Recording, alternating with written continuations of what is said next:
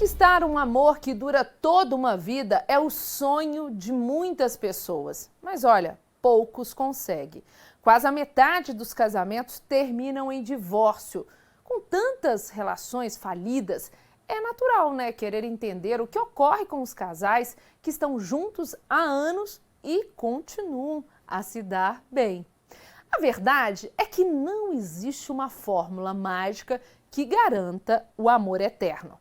No entanto, o que diferencia as uniões duradouras e felizes das mais efêmeras é o nível de comprometimento na relação.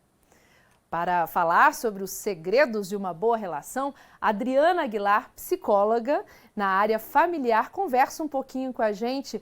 Olá, Adriana, tudo bem? Seja bem-vinda! Olá, Estela. Adriana, muito obrigada pelo convite. Adriana, que é justamente especialista nesse assunto e também tem feito cursos nesta área, né, para falar do relacionamento dos casais, né, Adriana?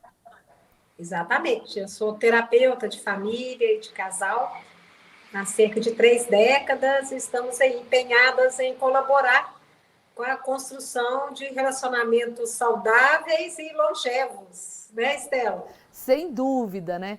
Olha, falando então um pouquinho dos casais que dão certo, né? Eles trabalham para fazer isso, né? Na verdade, fazem um esforço permanente para que tudo funcione bem. Para essas pessoas, o relacionamento nunca deixa de ser a prioridade. Eles conseguem, então, se equilibrar, né? A convivência a dois com outras esferas da vida. Esse é o primeiro caminho?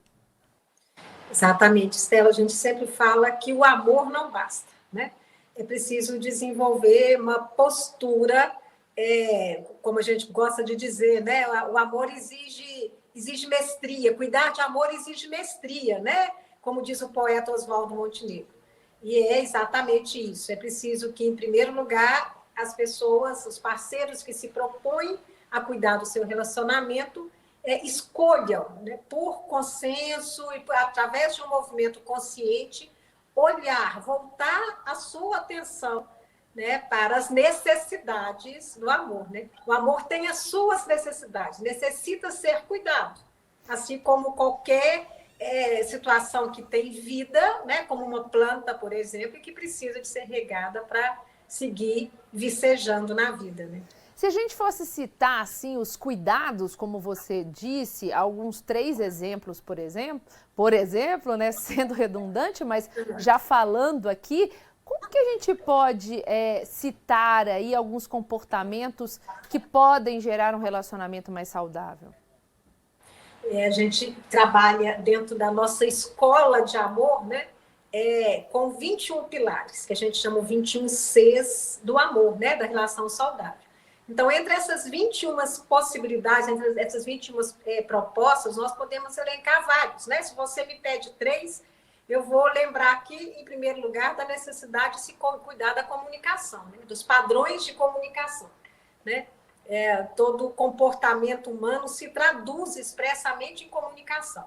Então, vamos lá. Primeiro, cuidar de qualificar a forma como você vai se comunicar com o outro, né? Depois, e, sobretudo, lembrando um princípio que o Bert Helling das constelações familiares tanto gostava de destacar. Uma relação somente se mantém se ela for baseada no bom equilíbrio entre as trocas, né? Então, cuidar de estabelecerem bons princípios de compensação. Ambos têm que se sentir compensados para que esse princípio do equilíbrio prevaleça na relação.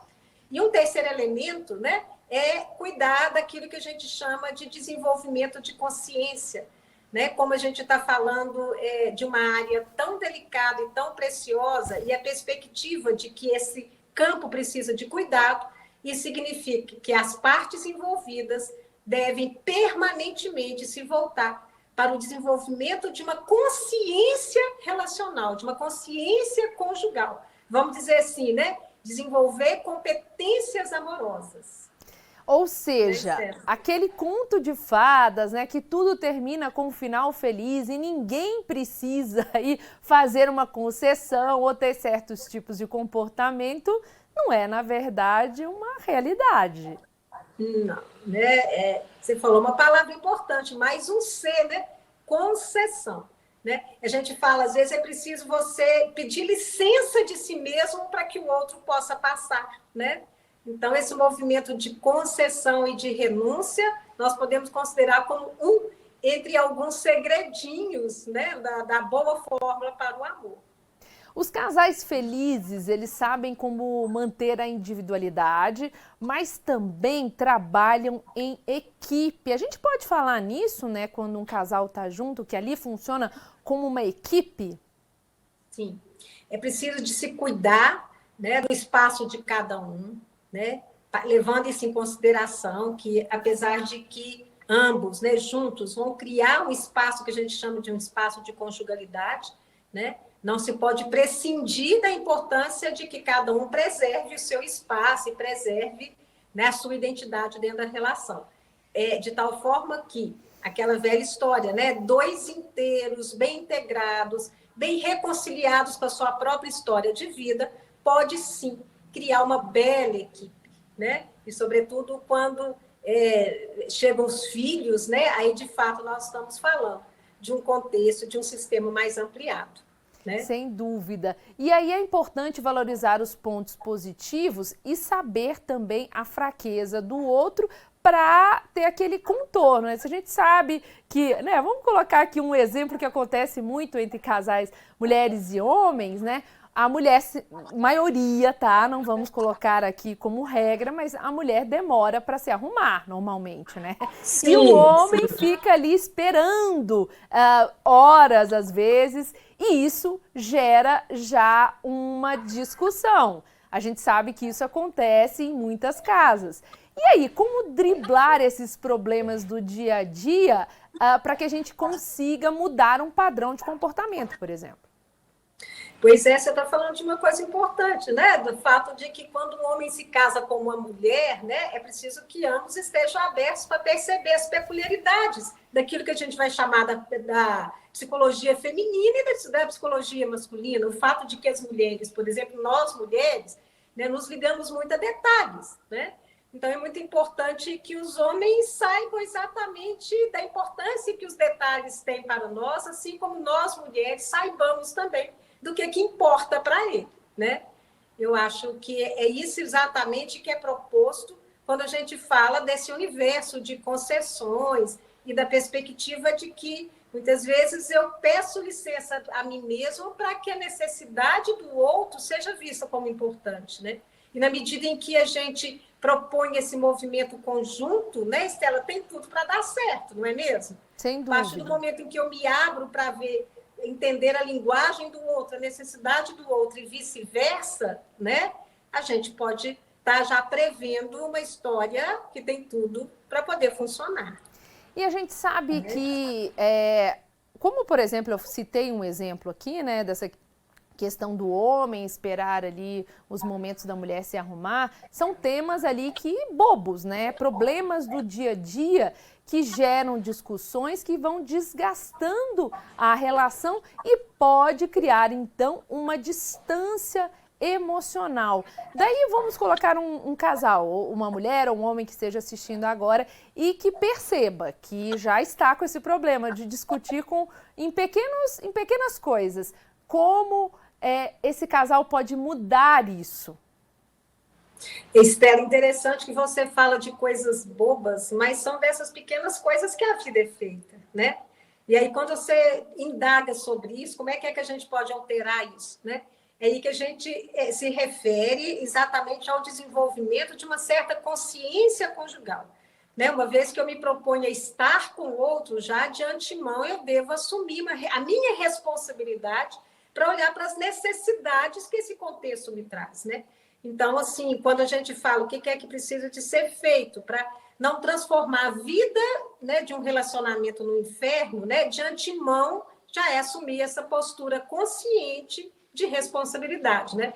Eu me responsabilizo junto com o outro a cuidar de um dia a dia que vai me exigir atenção nessa série de detalhes, né? É preciso que haja vontade de acertar, que haja boa vontade para olhar o que é do outro, né? E para dar devida importância, né, ao que eventualmente não reflete os meus caprichos, né? O amor, ele requer isso, né? Atenção, entrega, renúncia, né? Tudo aquilo que a gente sempre ouviu falar e que meio que parece um clichê, mas que é verdade, né? O segredo do amor é amar, né? Sim. E a música, né? Os poetas já dizem isso, né? Sem dúvida. E quando a gente tem um problema, né, com o nosso parceiro, normalmente nos concentramos no nosso próprio umbigo, né, e deixamos de ver o outro lado da moeda. E também é importante a gente falar não só desse olhar para o outro e a importância da confiança também, né, na relação, para a gente terminar aqui, essa importância do olhar para o outro, a confiança e uma relação honesta para a gente englobar temas importantes para o nosso fechamento da entrevista, Adriana. Ah, sim. Relacionamento, casamento, exige a disposição adulta de cada um, daquele que se propõe a entrar nessa aventura. Casamento não é feito para criança, né, Estela? Casamento é para gente grande. E quando eu parto desse pressuposto, isso necessariamente já me convida a sair do meu egocentrismo, né, do meu egoísmo, para poder olhar para o outro, como nós falamos agora há pouco.